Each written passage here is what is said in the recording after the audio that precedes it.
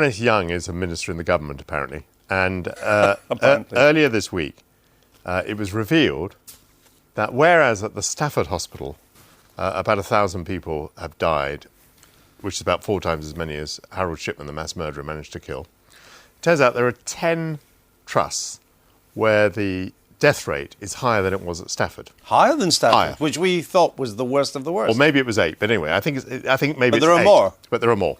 And the Health Service Commission, that you might think might want to investigate this, has decided that none of these other 8 that have worse death rates than Stafford should be investigated. And Baroness Young says there's a very good reason why they shouldn't be investigated, although the reason seemed to escape her. Now, I want to make a general point here. The regulators are no use to you and me.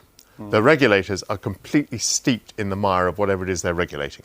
So the Financial Services Authority doesn't want to investigate what's happening. Because it's in the pockets of the city? Well, because, of course, if they investigate, what will be found is that the regulators failed. So the regulators have to go on failing us, because if there are any investigations, we'll find out the regulators are all bloody useless. Oops, I bet they're glad that the G20 was on this week, otherwise we'd have had a lot more of that. Diane, your moment of the week.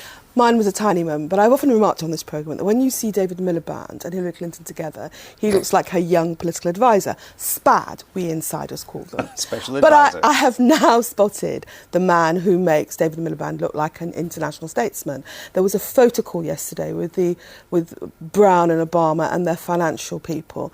Tim Geithner. He looks like Harry Potter. This is the US Treasury Secretary. The US Treasury Secretary. 12. I know, you see him in the photograph and he's like this and he looks like Harry Potter. He looks about 12 and he makes David Miliband look like an international statesman. At least the US Treasury... Then he has an important news. US Treasury Secretary is smiling tonight. The markets have gone through the roof. Yeah.